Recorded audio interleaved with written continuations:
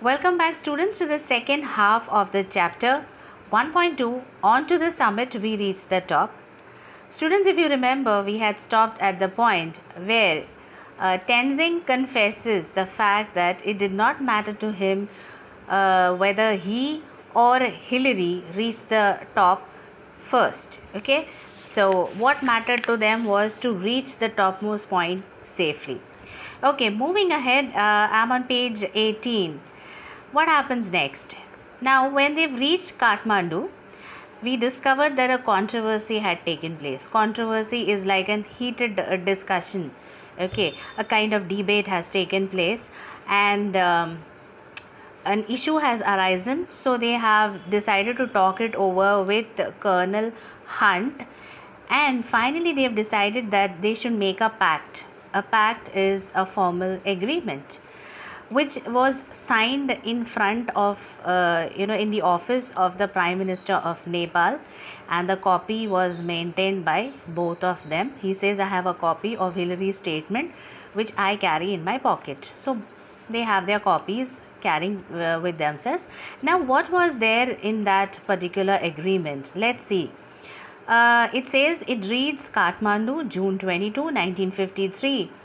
On May 29, Tenzing Sherpa and I left our high camp on Mount Everest for our attempt on the summit. This we know, this they were on their mission to Mount Everest, and the next describes about their plan of movement.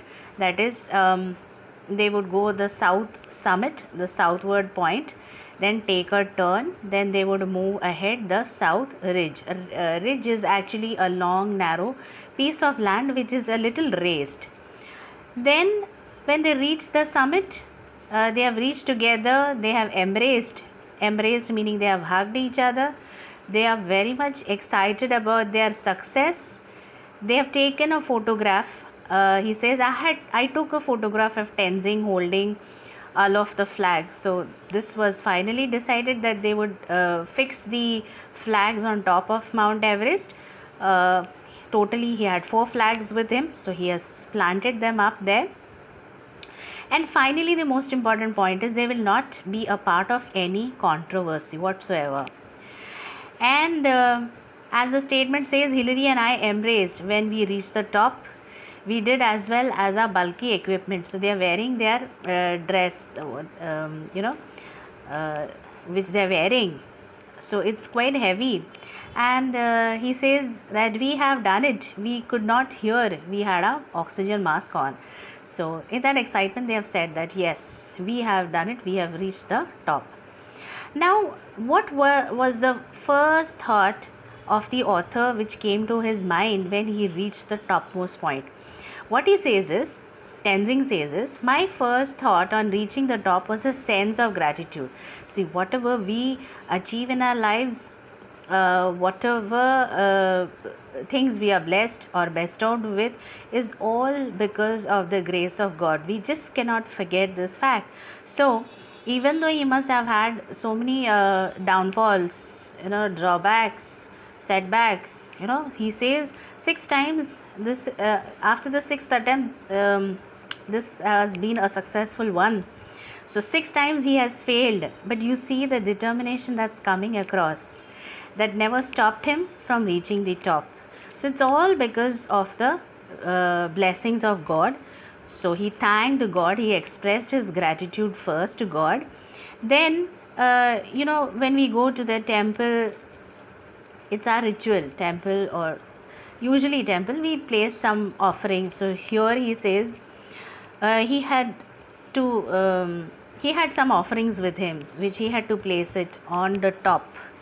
This is in accord meaning in agreement, or being very harmoniously with the religion. And he says he follows Buddhism, and actually he had to kneel down, but then since he was wearing that, he had that clothes, the dress which he was wearing and the equipment which he was carrying, it was difficult for him to kneel down.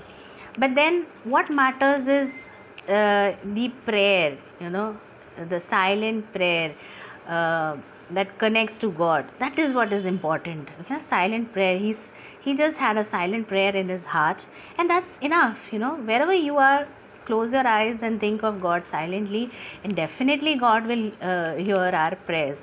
We need not even go to the temple, church, or the mosque to offer our prayers. Wherever we are, we can just close our eyes and think of God and offer our prayers. And the offerings, you see, he doesn't have great things to offer, but what matters is you have given it from your heart.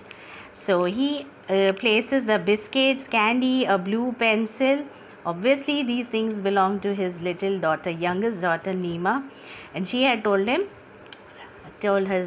dad to place these things onto the top. And these, maybe this is what, as a child you might think very funny, but this is something which a child possesses: a compass box, a water bottle, books, pencil, rubber. These are the prized possessions which we own as a child. Now we don't care much about these things. Then he shows it to Hillary. Hillary has a smile on his face, and he has understood this is none other than his daughter who has given these things to be placed there. Next thing what they do is they place the flags onto the top. That was their duty.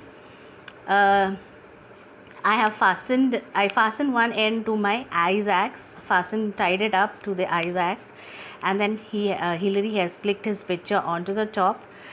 Then after that they come down onto the slope. There is a flat area where after fixing the flag they come down to a flat area. He feels thirsty.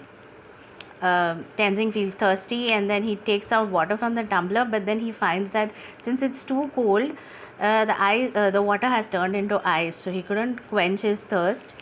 But then he has some biscuits and he offers it to Hillary. And then next what he says is he was wearing a red scarf which his great friend Lambert, who was a leader of 1952 Swiss expedition, who has been along with him in 1952, he had given him last year. And it was he clearly remembers the date, 28th May, and they are standing on top of that mount, which is of the height of 28,215 feet. And then he had given him this red scarf, so he keeps it very fondly. And he because it was so dear to him, he had been wearing it all the way up to the mountain from Darjeeling. So as a remembrance, a small gift given by his friend, because that gave him a sense. He says, I remembered him and I felt that he was with me. I felt absolutely fit. That gave him a sense of confidence and the feeling that his friend was along with him always. He didn't feel tired. When you achieve something, although you're tired, all your tiredness goes away because you're too excited and too happy at your achievement. It was very clear sensation. This is what he felt when he was on top of the mountain. So how great he must have felt to see the world from the topmost point of the world. So we shall stop this chapter here, okay, and continue in the next video lecture. Thank you.